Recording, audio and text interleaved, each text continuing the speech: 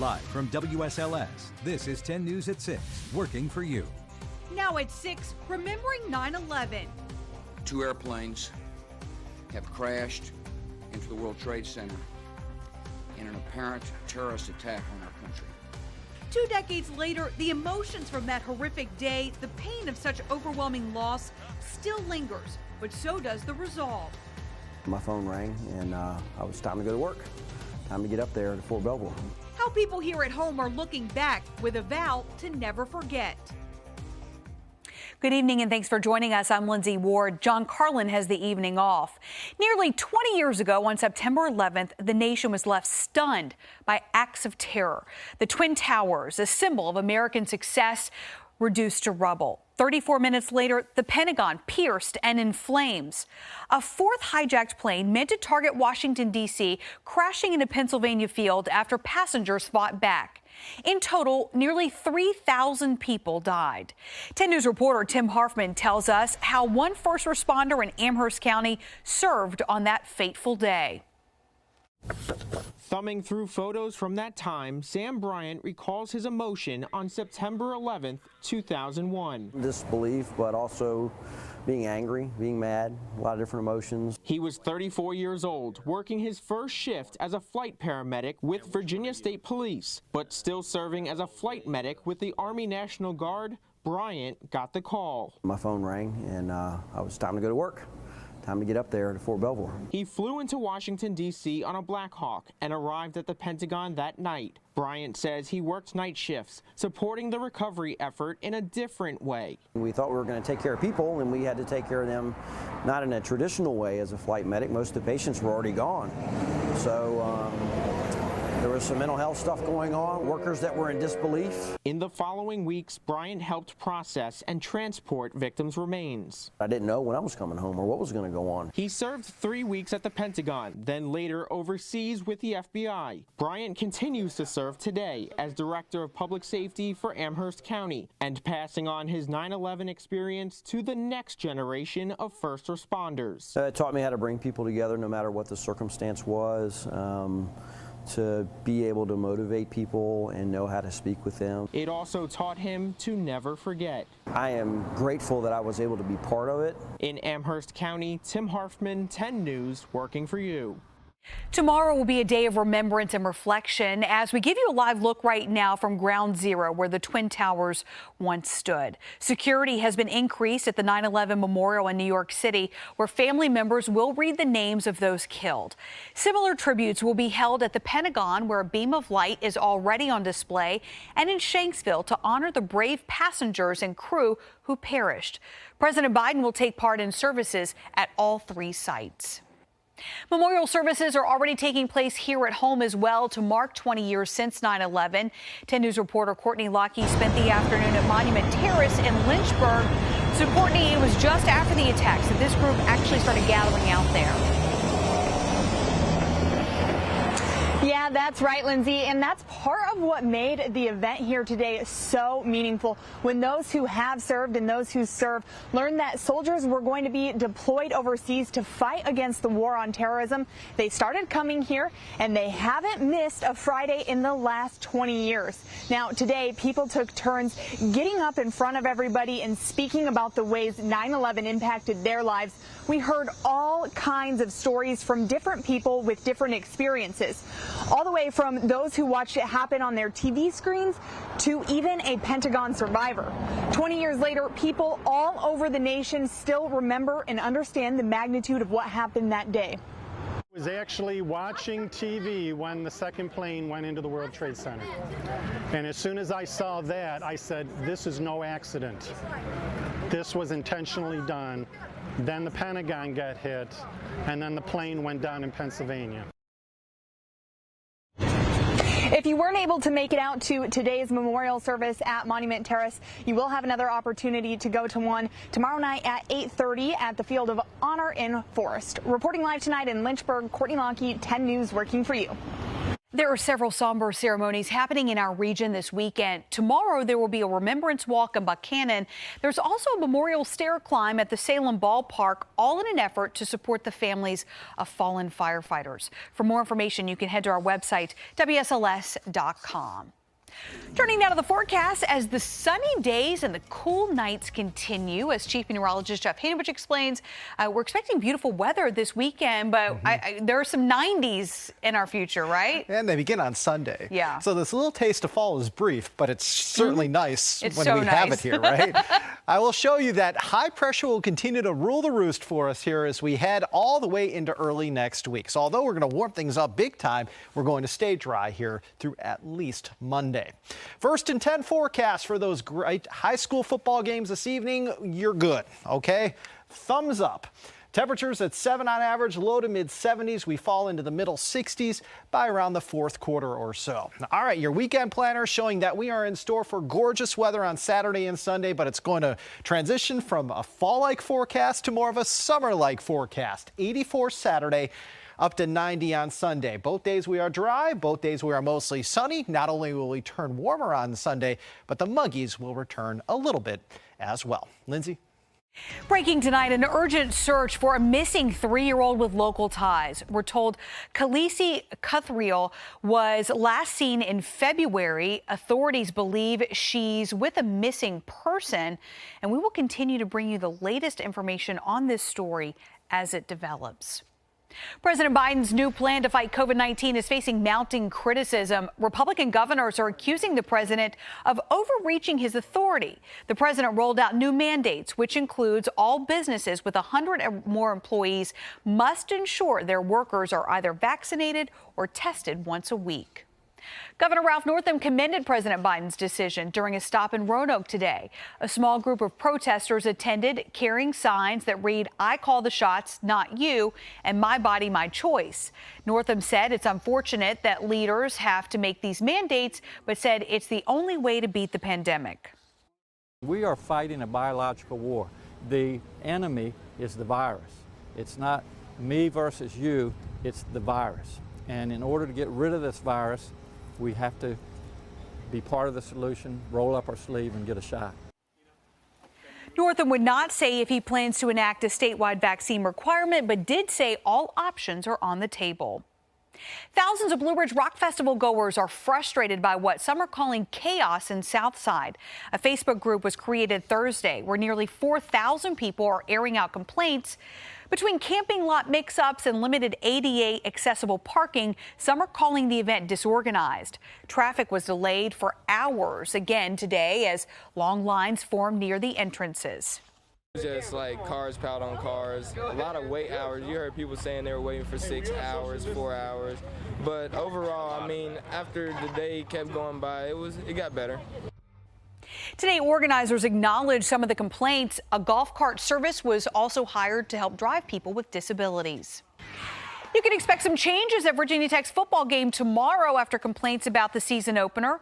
Only the first 5,000 students will be allowed in the north end zone. The concession stands will have a limited menu to lower the wait times. Gates will open at noon, and the school wants you to download your mobile ticket by tonight.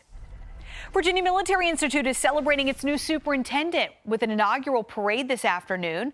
Major General Cedric Wins was named the official new leader in April. He has been vocal about the military school's need to be a welcoming space for all. We must strengthen our commitment to a sense of commonality, of purpose, and a community based on mutual respect and selfless service. I regard this key to the arsenal as a key not only to the past, but a key to VMI's future. Wins is the school's first ever black superintendent. Still ahead, animals at risk of euthanization, how the community responded to one shelter's urgent need. But first, as our In Your Town tour of Campbell County continues, we've showed you a cool park to check out, a local vineyard to visit, and a flower farm here in the area. Up next, we're going to take you to a cool place to welcome fall. WSLS 10 In Your Town, sponsored by Bank of Botetourt. Well, it is Friday, and that means we are back out on the road exploring Campbell County. 10 News anchor Brittany McGraw joins us live to show us some of the region's popular attractions. Brittany, you've had a great time at the park this evening. Yes, we've been having an awesome time here at English Park in Alta Vista. And you know the saying, Virginia is for lovers. There are love work signs all across the state, including one here at English Park in Alta Vista. The cool thing about this one is it's really interactive. It is representative of different things here in Alta Vista, but with a little muscle, we can make it all match up so that all the loves look the same. So a really cool thing that you can do with your family. But we also want to share another thing that you can get together with your family this fall to enjoy. Starting next weekend, Yoder's Farm in Rustburg will welcome people back for pumpkin picking, an hour-long corn maze, a kids' play area, and snacks at the shack. Yoder's started as a dairy farm back in the 50s. The family has run the place for 4 generations now, but it was just within the past decade that they opened to the public, something they feel is more important now than ever. A lot of families are coming out here. COVID was rough on everybody, and it's a good, wholesome outdoor activity, and a lot of families have really enjoyed that. So we feel like we're providing something that the community needs right now. There's no admittance fee to the farm. Hours will expand in October. We have links to all of that information on our website, WSLS.com. I'm going to continue running around English Park. I'm having a great time. And it's just wonderful weather so far today. We now want to send it over to Chief Meteorologist Jeff Hanowich. Absolutely beautiful in Alta Vista. Brittany, it's beautiful just north of you as well. You're looking at a live picture from our Liberty University sky cam overlooking the beautiful Hill City. Blue skies, sunshine, comfortable. We will let you know, though, when 90-degree heat will impact you folks in Lynchburg coming up.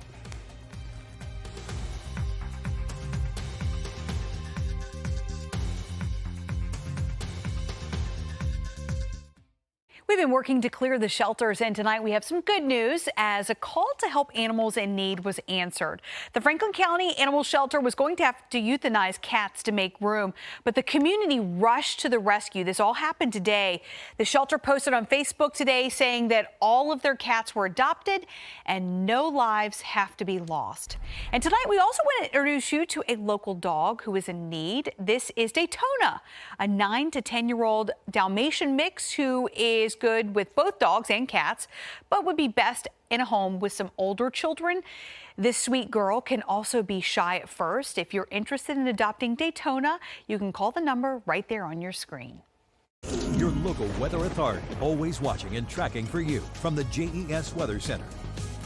6:17 and it's all quiet on the radar. It's been quiet all day long, and we're going to stay quiet all night long as skies are going to be fair for us on Friday night. Now, as we look ahead to Saturday, this is 7 a.m. We're going to see a whole lot of sunshine. Going to hold on to those bright blue skies at 5 p.m. Mainly clear Saturday night. Sunday starts off 7 a.m. with a whole lot of sunshine.